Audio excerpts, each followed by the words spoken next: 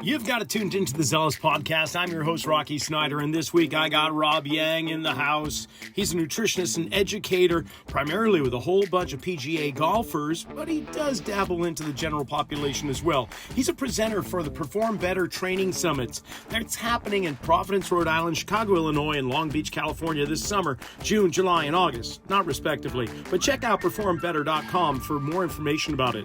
And while you're online, go to nsca.com for all about the national conference, July 16th to the 19th in Kansas City, Missouri. Check out my website, rockysnyder.com. We've got continuing education workshops in person and online. There's podcast archives, some amazing guests, and a whole bunch more. Also, check out Setanta College. If you want a Master's of Science, just enter RS10 for 10% off tuition today.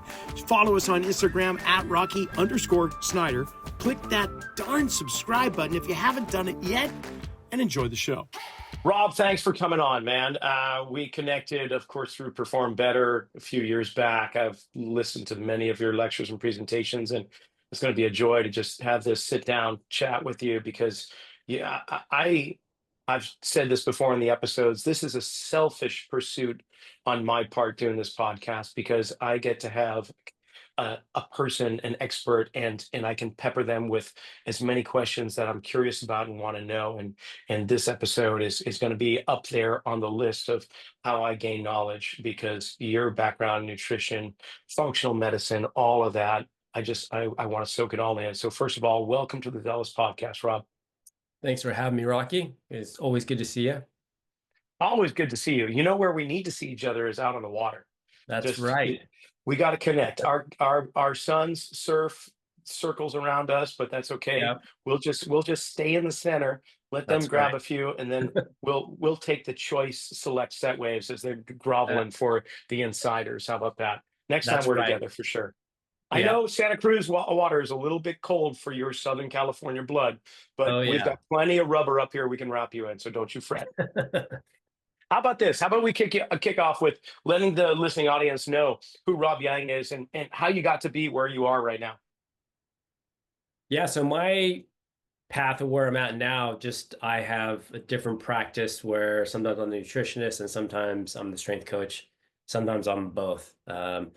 And so that part of my practice has really grown in terms of nutrition side of things, of doing blood work and stool sampling and hormonal testing to figure out how I can help this particular person. And some people, they assume I work with athletes only. I work with, the general population where it might be a 13-year-old with, some skin conditions to the elite athlete. So I enjoy working with all types of people. So I'm not really stuck with, I just work with golfers or I just work with athletes, that kind of thing.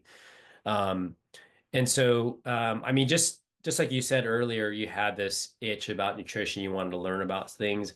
It was always scratching my own itch. So I played, basically major sports in high school, American football, track and field. And I just got into the weightlifting part of it, power lifted, Olympic lifted, bodybuilding. And then, so it was just constantly itch for that side of things of performance and looking at, nutrition journals. And I do study more than I did in college, obviously. I'm reading journals. I just was finishing a journal this morning, article. And so obviously if you love what you do, then you're going to study it quite a bit. So anyways, I was always scratching my own itch. And eventually, obviously, I was doing nutrition and strength conditioning at the same time, and then gradually gone up. And most people know me as a nutritionist because I obviously speak on the Perform Better tour, and most of my lectures all around, the world are normally with nutrition. So that's where, and that's probably where my practice will go more of anything in the future. At this state, though, that's pretty much where I'm at. I would probably say 80% of my consults are via Zoom. Ever since, COVID 2020, I work with people worldwide, consulting with them on their nutrition and whatever problems they have. Normally, there's always some kind of issue, right? whether it's digestive or hormonal, not recovering very well. So those are the things that I'm trying to find the hidden icebergs and why they're not recovering or why they're not healing their gut or balancing out their hormones. Got it. So you say you're leaning toward that direction because just flowing with the demand of your clientele, or is it that strength conditioning is great, but you're more intrigued by the ever-changing world of nutrition and the science backing?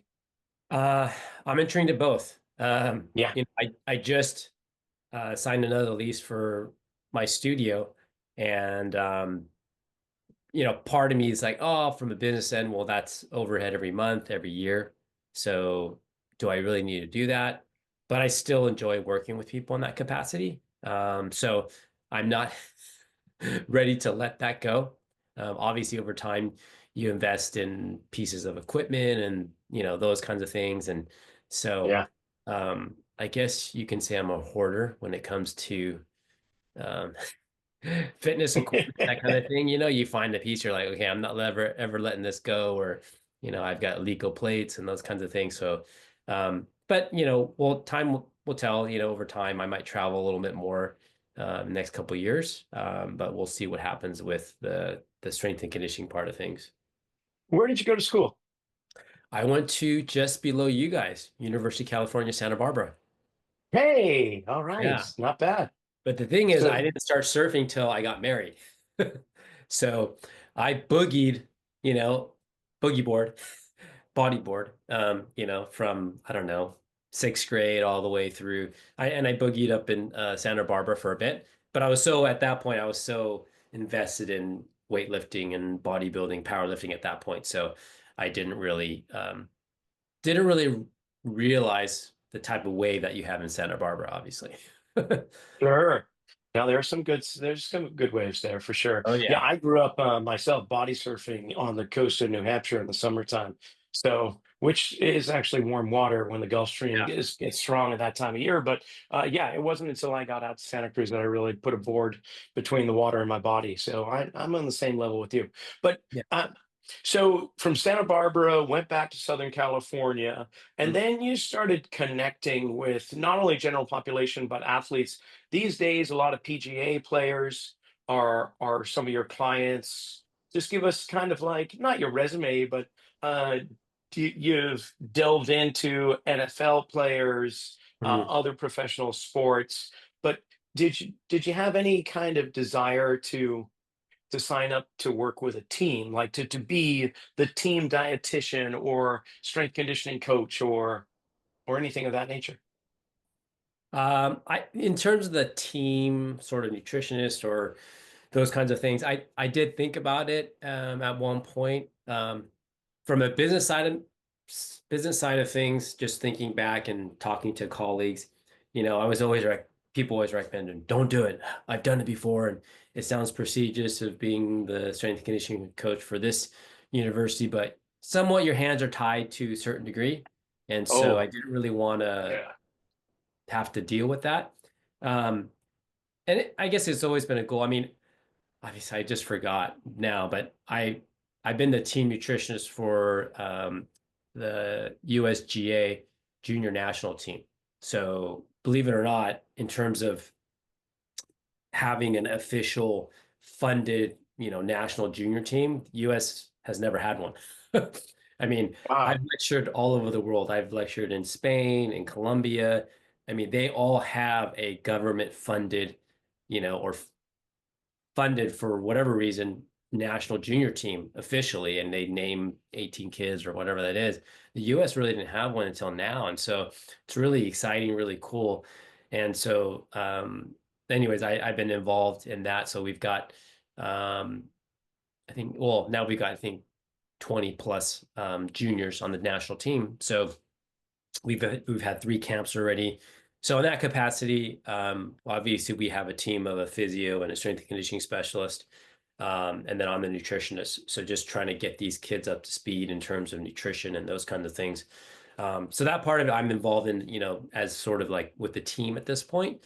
Um, and But it's interesting. It always seems as if I get waves of athletes. So sometimes I get, for a couple months, some PGA guys, and then other times I'll get some like NFL quarterbacks because, Tom House, he's basically, you know, Tom's great. yeah, I mean, major league pitcher back in the, 80s, 70s, 80s. And then, you know, I would almost guarantee at this point he's probably working with half the starting NFL quarterbacks at one time, Yeah.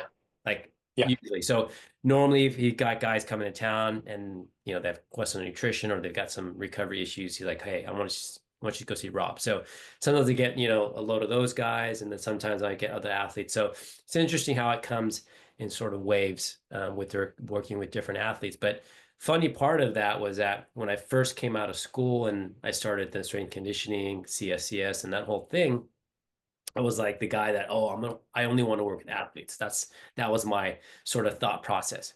But of course, in my first, 3 to 5 years, I didn't get any athletes, zero, basically general. Hmm. And that part of my career was actually working on corrective exercise. So at that point, I don't know, probably in 2000 and I would eight, maybe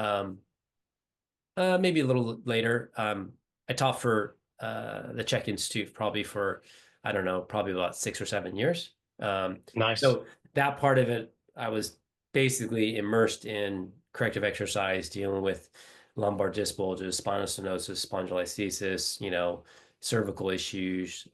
So that part of it, I was kind of really hammering that end. Um, Not that I got burnt out, but if I have someone at this point that has major issues, I'll help manage that, but I'll probably refer them out at this point for deep, corrective, it's more of basic rehabilitative work. Sure. So with the young players, USGA, uh, I can imagine I won't say it's elementary school information, but it's the building blocks, the fundamentals that you're trying to encourage there, right? So for the listening demographics of this podcast are typically uh, men between 24 to say 40 years old. And so I want to kind of talk about their nutritional needs, but also many of them are training young athletes. So from that perspective, what are the basics that you want to get across? Like that at the end of the day, you feel successful when these young athletes understand fill in the blanks. Right. So, I mean, I think probably one of the reasons why I got the positions was because I wrote the book Hole in One Nutrition. Um, Before this, I mean, it took me, I don't know, 3 or 4 years to write it, but there was really no nutrition source for golfers in particular. And since 2004, I've been on the advisory board for the Timeless Performance Institute. So obviously, I just had so much exposure to the junior player, weekend warrior, all the way to the elite professional. So, um, golf is a different game, 4 to 5 hours. You technically are only hitting club for about 2.5 minutes, 3 minutes, And maybe. I've seen the menu on the 19th hole, by the way. I'll just tell you that. It's Exactly. it's probably not aligned with your beliefs. No. So that's why, I came up with my basically general food pyramid, really ultra simple. Bottom tier is hydration, the middle tier is going to be whole foods, and then the top tier would be supplements. So that would be just a general sort of food pyramid, nutrition pyramid that I think a lot of people can get some benefit from. Because obviously, if you don't have a foundation for hydration and water, then your food is not going to be effective. And obviously, if you don't have that foundation for whole food and blood sugar stability, then the supplements, they're not going to be that helpful. So I try to build upon that. So especially in the context of the junior national team, I just say, look, like if you get anything out of this next 3 days is just do one thing. So if that's you're not drinking water first thing in the morning, well, you should drink water first thing in the morning because there's many benefits to that. You wake up in a dehydrated state. I'll go into all these different reasons because even though they might be a 14-year-old to 18, 19-year-old, most kids, most people in general, if they understand why and how it affects your body, your physiology, then they'll go, oh, okay, well, that makes sense. Well, I'm going to start doing some of that so that I can become a better player. Now, obviously, maturity level, if they're 14, they may not be willing to make those changes, even though they're on the course for 7 to 8 hours a day, practicing and grinding every day. So naturally, I just say, look, it's going to take some time. You're going to have to start to realize that some of these things are going to affect your game. Not eating for 18 holes for 4 hours.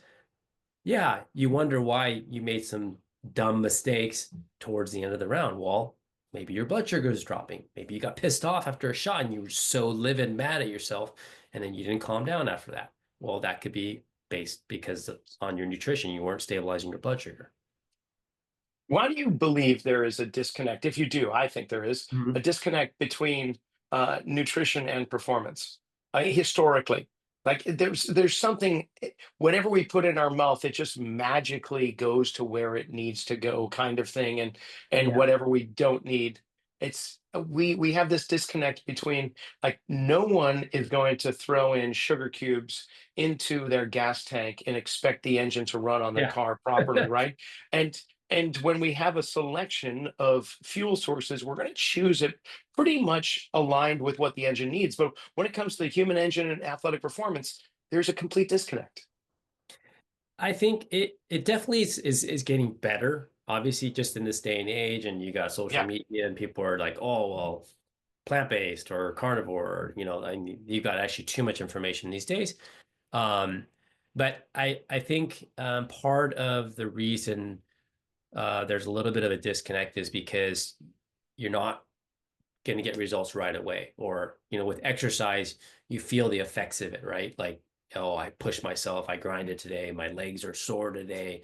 You get some kind of residual sort of effects from it. Whereas nutrition doesn't necessarily always lead to that. Like, obviously, if someone's nutrition is really bad, then, there's a certain percentage of people that, boom, you change something and they react right away. But that's not always the case. And I think for some people, it's difficult. So some people, they like their sugar, sugar in their coffee every morning, or they like certain things. So it's difficult to change those because ultimately what it comes down to is lifestyle changes that need to happen. Yeah. So then Yeah. uh, comes the psychology or the therapy degree, right? It's like getting into the mental state of Yeah. things, which I'm sure you delve into to some degree, do you not, with your clients? Oh, absolutely. I mean, just on the sugar end of things, that people say, "Oh, I always need something sweet or something sugary, after my meals." And sometimes on the mental, emotional side of things, you can go back to, well, how were you as a kid? Like, did mom always have desserts? Oh my gosh, like she made the best cakes and cookies, and we only had dessert after dinner. And so partially some of it is just habit that have been developed over decades. So part of that is, well, okay, we got to start changing that habit around. It has nothing to do with the physical craving of that you have to have sugar. Um, so, sometimes we need to look back to maybe there's some mental emotional components involved that we need to probably deal with. And I tell people that too, is as I'm, if you're an initial person that I'm sitting with for an hour and they have, let's say, hormonal issues and they're tired all the time and, they just are surviving on coffee or Red Bulls, whatever that is, um, I will always ask about their stress level. So for many of these people that have, and they've worked with naturopaths, they've worked with other people, and they're not getting the results they want. Normally, there's usually a stress component involved. And when I say stress, it's not always mental, emotional stressors. So sometimes it could be their job. So maybe they're a construction worker, so they're physically actually exerting themselves quite a bit. Sometimes, obviously, there is the mental, emotional component. Maybe they had a death in the family, their dog died, their uncle that they're really close with died. So those are all stressors that need to be um, addressed or and taken accounted for because essentially you have a big cup, right? So this is basically your stress cup. So if it was filled underneath the brim and it wasn't going overflowing, then you're fine. You're not really symptomatic. But once you add stress, and it can come from mental, emotional, some of these junior players are practicing 6 to 7 hours a day. They're training 3 to 4 times a week because they want to hit the ball further. So you're basically pouring more stress in the cup. Eventually, as it overflows, that's when people get symptomatic. So it's a matter of not just stress management, but it's a matter of possibly stopping the amount of stress you're pouring into your cup, but then also possibly poking holes in the cup so that you can drain it right on a daily basis. So that's where I feel like nutrition can be so powerful for a lot of people, in that when you stabilize someone's blood sugar, that makes a person quite stress resilient. So the context of, we talk about anxiety or slight depressive effects, we're not much different than a 3-year-old. So if a 3-year-old hasn't had their lunch, hasn't had a snack, their blood sugar is dropping, they're going to be whiny, they're going to be cranky, their anxiety is going to go up, they're going to be moody. We're the same way. Obviously, things slow down as we get older, over the years, but ultimately, your body's looking for stability, especially in blood sugar. So when you have either a roller coaster or if it's dropping too much, that's when you get symptomology. So we can definitely impact that in a very, very powerful way with obviously what you're putting in your body, what in your mouth. So we're talking frequency of eating, selection of food choices, and I imagine quantity as well. But how do you dial that in? This is great, stabilizing blood sugar. What foods, and I have a pretty good idea what they are, but I want to confirm it with you. What foods will help to stabilize someone's blood sugar? That's a great question. So that's what I dive into my book. And so something that I wanted people to remember very easily, in terms of, okay, how do I stabilize my blood sugar? And so I've always told people, look, your BFF, so your best friend forever, in terms of blood sugar stability, is PFF. So your BFF for blood sugar is PFF: protein, fat, and fiber. So all three of those things on its own, so protein on its own, fiber on its own, and fat on its own, will literally basically flatline your blood sugar. So Hmm. that's why I tell people, look, if you get a plate of food, your first priority is protein. And the Latin meaning of protein, proteos, means of primary importance. So that's why I try to get people to hey, look, get some protein on your plate first. Obviously, there's some fat in there, depending on if it's a ribeye steak versus a flank steak. Um, and then your fiber sources, sort of on a top tier level, would obviously be veggies and fruits would be probably the best choices. Basically, more impactful, right, in terms of vitamins, minerals, phytonutrients, etc. And then if you need to, obviously, depending on the amount of exercise you're performing, then you add in things like rice and potatoes and starches and those kinds of things.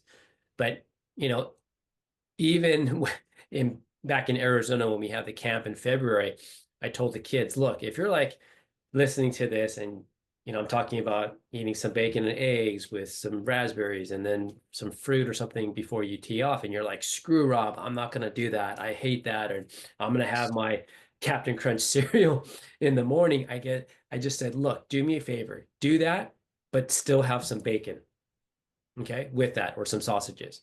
Because obviously I don't expect people to eat perfectly, but even if you combine some proteins and some fats with that cereal, is it the most optimal thing to do? No, but it's going to prevent this.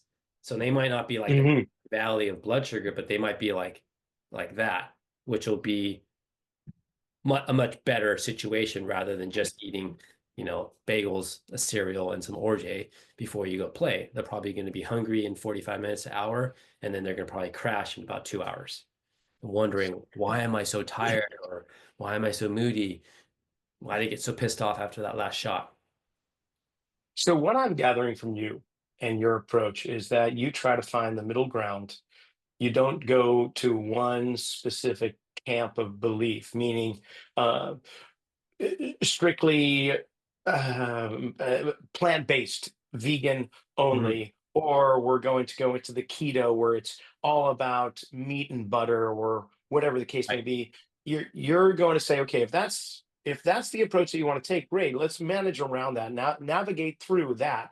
Because honestly, we've been around for a while, and it seems like, just like, I jokingly say we've got this wheel that we spin every year, and whatever muscle group it lands on, that's the muscle that's going to be blamed for every orthopedic issue, whether it's the diaphragm, the glute medius, and so on. It Right. seems to be the same thing for nutritional approaches, or AKA diet plans, where, I remember Covert Bailey back in the 90s with Fit or Fat, and he was all Right. about carbohydrates, or get away from the fat. And then we had the eat right for your type, and there's just so many different approaches that I think that's why i I do a lot of outsourcing when it comes to nutrition and diets, because I feel like I don't know which way to turn. It seems like you've navigated that a hell of a lot better than I have. How did you come to be in the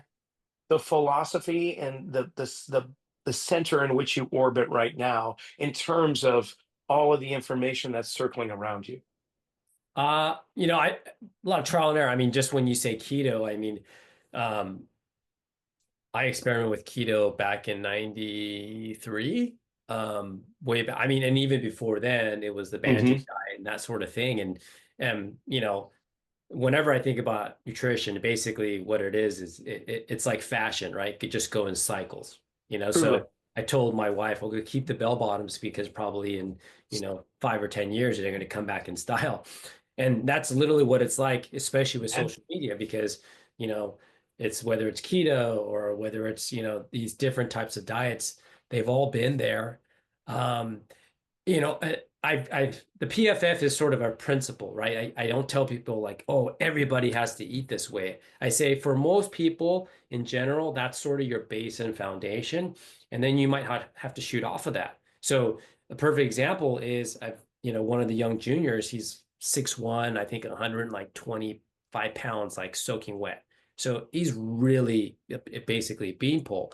So for someone like that, I would tell them, look, because you obviously need to fuel your sport. Well, not so much fuel so sport, but for him, he wants to gain weight. So appetite is a problem for him. So a PFF principle for a young junior like that who's really looking to gain weight and increase his appetite, that might not be such a good plan for him. I might say, have your proteins. Obviously, you should have some fruit, but I don't want you to get a lot of fat in that diet.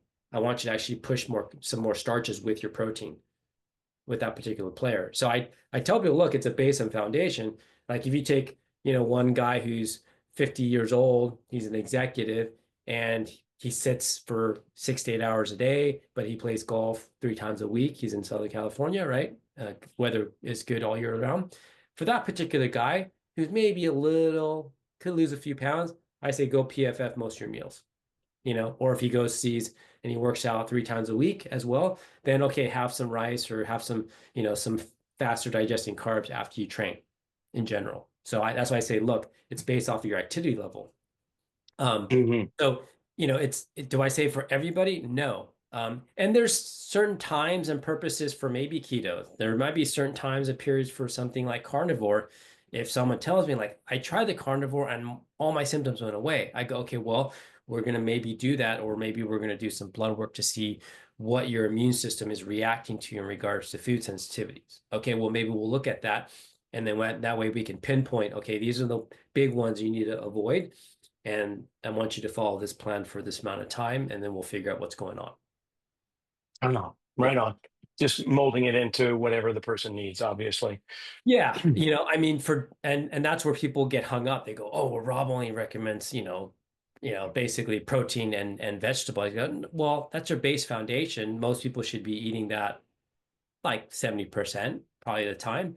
But then depending on if you want to run like they had the whatever St. Patty's Day marathon here in Encinitas. Well, if you're training for that and you're doing a lot of endurance sports, well, then your carb intake's probably going to go up so you can fuel your workout. So it depends on the person. So that's why obviously we're gearing the actual plan of action depending who's in front of me. Talk to me a little bit, if you don't mind, about intermittent fasting.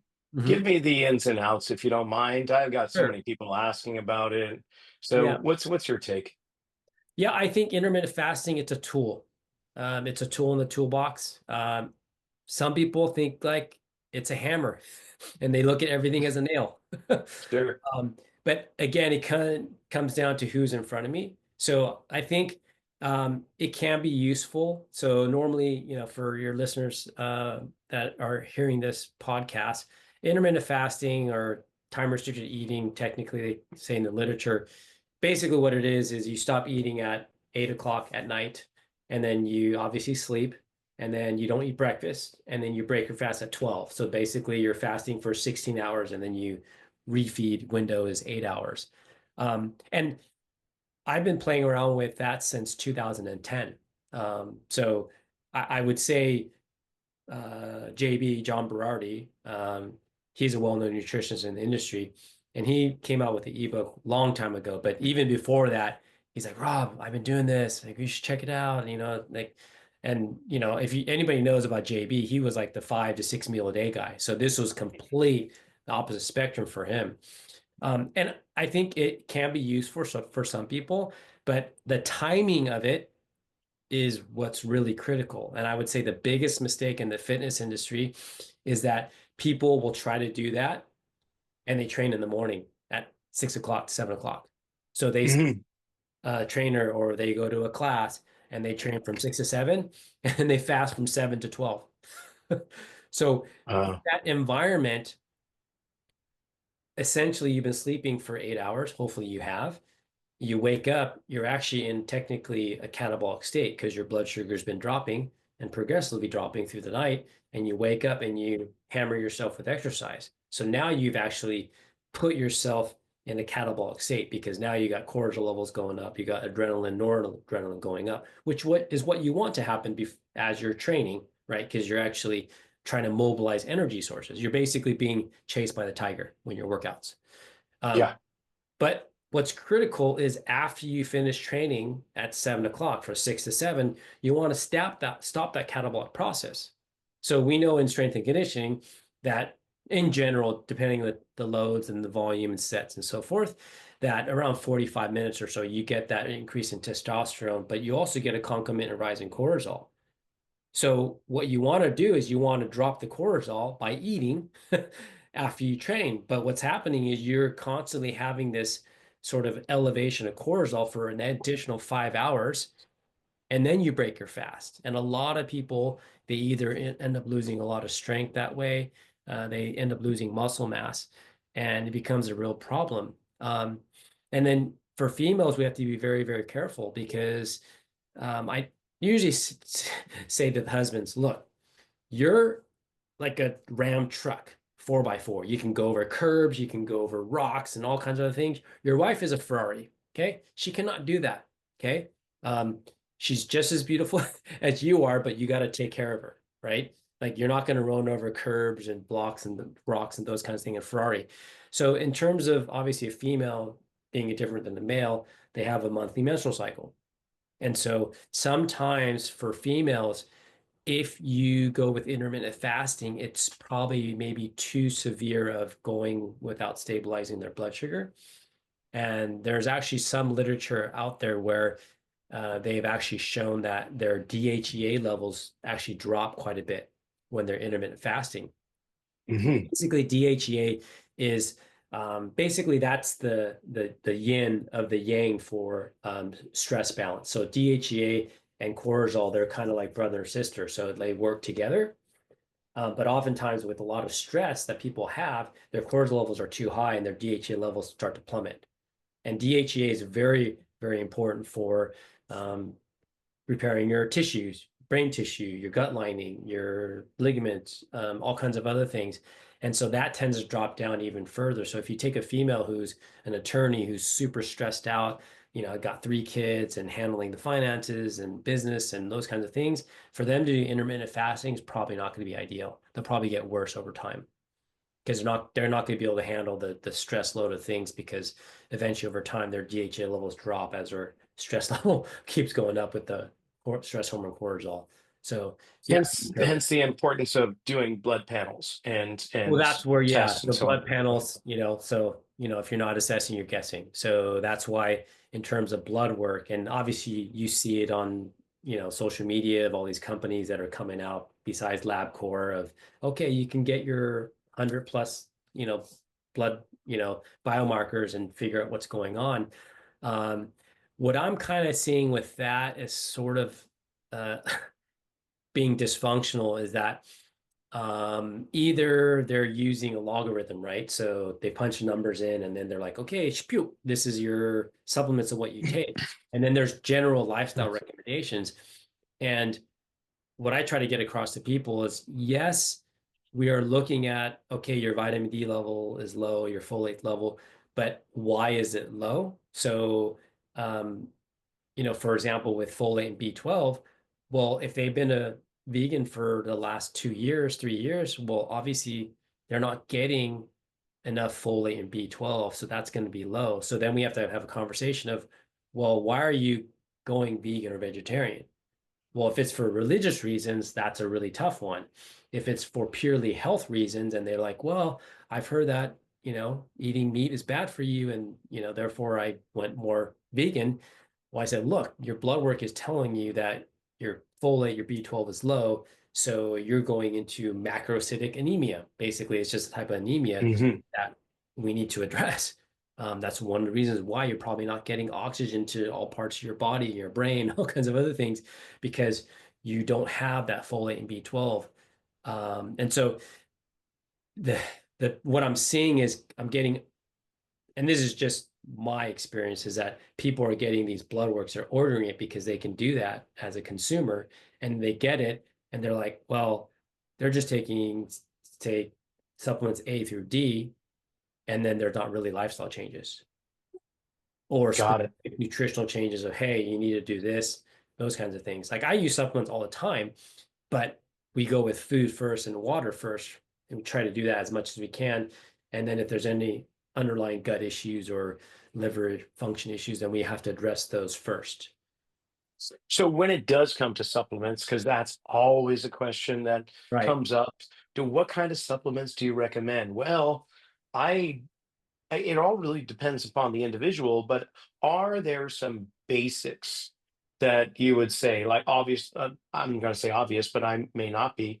A multivitamin is that something that everyone should be taking, considering the food choices that are out there on average? I mean, what do you recommend in regards to general supplementation? With general supplementation, I mean, multivitamin, I would say to a certain degree, yes. Um, then it comes down to what's the quality of it is like, is it a one a day or is it a Centrum? Then you're looking at, well, they don't really have good types of, it's like a magnesium oxide or iron oxide, those kinds of things. So, in general, um, I would say yes, because of where our food supply is. Because even organic food now is not the same as non-organic food back in 1960 What do you because of mean? so, for example, like, or there's a big push for organic, and that's a whole like massive topic in the sense that, there's really people that are like, well, that organic term is watered down now because you got Costco's and you got, Walmart's and those kinds of companies involved in that because it's a multi-billion-dollar business per year. Yes, that's Hmm. true, but I don't vomit on people with my clients. I just say, look, try to get some good quality food, organic food. That is important because we want to get less pesticides, glyphosate, those kinds of things. But even with the soil that we have now, it wasn't as nutrient dense as it was in the 60s, even though it was technically not organic as Got it is it. now. Because at that time, there are not nearly as many pesticides, chemicals, herbicides, fungicides as there are now. So, but that's a whole nother, topic in itself. Um, but you know, because of the soil depletion, yeah, I think that could be helpful. I would say just the two others that would actually take precedence over the multivitamin, actually, I would say, is vitamin D for sure. I know it's an older topic, but the reason why I bring it up is from a clinical perspective as a practitioner, when I'm doing blood work, I mean, 8, 9 out of 10 of people are still low. And depending on the blood work, it'll give you a reference range. So, for example, it might be 20 to like 100. You're going, well, what the hell? Like, that's a wide range. What's normal? And that's a problem within the medical community because technically, the way they come up with these reference ranges on blood work is they take 10,000 of the average Americans and then they do a bell curve and they figure out, okay, this is the range. But what do Uh-huh. we know about the average American? 60% of our population, 70% is overweight, about 30, I would say actually 40 to 50% is obese. And we got epidemic of diabetes, prediabetes, cardiovascular disease, you name it. So I use functional ranges. So technically for vitamin D, the functional range would be more like 60 at the low end, 80. I would say 100 at the high end is more 60 to 100 is more of a functional range. So that's why I constantly see people in the 20s and the 30s. And so you have to get enough vitamin D. And I just had this conversation the other day with a person. Because she got busy with her work and then she's like, oh, Rob, I haven't really been taking the supplements. And you can see in her labs from the last, I don't know, 8 months ago, her folate levels plummeted, her B12 plummeted. B12 stayed okay, but vitamin D really dropped by half. And I said, what's happening? She said, well, I keep forgetting. And so I'm probably taking it 3 times a week, where I have her taking it twice a day, every day, Mm. supposed to be on the plan. Um, and I said, look, I go, if you don't want to take it, that's fine. I need you to go, you know, if you go to a tanning bed with UVB bulbs, then if you go 3 times a week for 20 minutes, you're good. You're probably getting a vitamin D via your skin. But most people aren't going to do that. Right. So that's why I say, look, you got to get this in every day because vitamin D is technically not a vitamin. That's a misnomer. It's a corticosteroid. So technically, it's a hormone in your body. So that's why you have to have enough of it in your system. Really? Yeah. Never So knew that. and it definitely has a hand in not only bone density. I mean, that's a huge one for especially our aging population on the female side of things too. But technically muscle, like it's not going to make a 20-year-old gain 5 pounds in, a couple months. That's not what it's going to do. But it has a hand in gut diversity. And then we're finding that has a huge context of the impact on your gut and keeping your gut healthy. But also from a brain perspective, your immune system. So there's lots of different reasons of why to get the right amount of vitamin D in your system. And even if you were in Costa Rica, but you lathered sunscreen on all the time because you don't want to get burnt, you're not going to make any vitamin D because anything over an SPF of about 8 blocks about 90% of the UVB rays. So the 7D cholesterol that is in your skin that converts and takes the vitamin D, from your skin into your liver and converts it, that doesn't happen because you're basically blocking it from the sunscreen. Wow. So Never there's knew lots of that. things to think about. So that's why I tell people, look, you don't have to take a supplement, but if you don't get sun exposure, like then you're kind of screwed. Like you have to get some sun exposure. Like obviously, like when we go surf on the surf trip, and obviously I'm of Asian descent, so I get pretty brown. And so, you can build up your tolerance to the sun quite quickly. You don't want to burn, but technically, if you get a suntan, you're basically getting at about a 2, 3, 4 SPF naturally by getting a sun. Oh. Yeah. The problem is, it's like the kids, right? They just go out there with nothing on and they fry Mhm. in 6 hours, and you're going, well, like, duh, like you can't get that all that in 6 hours when your skin technically hasn't been exposed for months because you've been in a wetsuit surfing in Santa Cruz. I um hear it. Anyways, Well, I that's don't think what you vitamin want to D is a know. problem for me. I think I'm probably have the And surplus the that's why way I it tell is. people, look, I go, at least when you get, and people should get blood work once a year. That should happen. And just they can add in vitamin D. Like most docs will. I mean, it took like, I don't know, 10 years for them to actually do that, to figure it out. Um, but that would be the one to just kind of keep track of. And then the number two one is fish oils. the omega-3s, because essentially whatever you're eating, you're putting in your mouth, is basically making a very, very slow oil change at the cellular level. So, Hmm. for example, if you go to like Mississippi, diabetes is rampant. I mean, it's like 80% of the population because most of their fats come from fried foods, right? So they're getting trans fatty acids. So their blood is almost like ketchupy in a sense. That's how viscous Mm. it is. The job of omega-3s is to make it, it's basically antiplatelet. So basically it thins out the blood, so to speak. Wow. But Yeah. there's many different benefits to having the right amount of omega-3s. And we're talking about EPA and DHA. Those are the two omega-3s that your body needs. That's why they're deemed essential fatty acids, like we have essential amino acids. We as humans cannot make them, so therefore we have to eat it to get it. So that's why Sure. obviously you want to get your salmon or you want to get your herring, mackerel, sardines, those kinds of things because they have high amount of omega-3s. And I test this all the time. It's called omega-3 index. So I can get actual numbers of where people are at. And I go, well, it looks like you haven't been taking fish oils. I know. I stopped taking them whatever a month ago. And so their levels drop and plummet. But there's everything from helping with anxiety, slight depression. Definitely the big one is stress resiliency. So it helps to modulate cortisol levels for people that are highly stressed.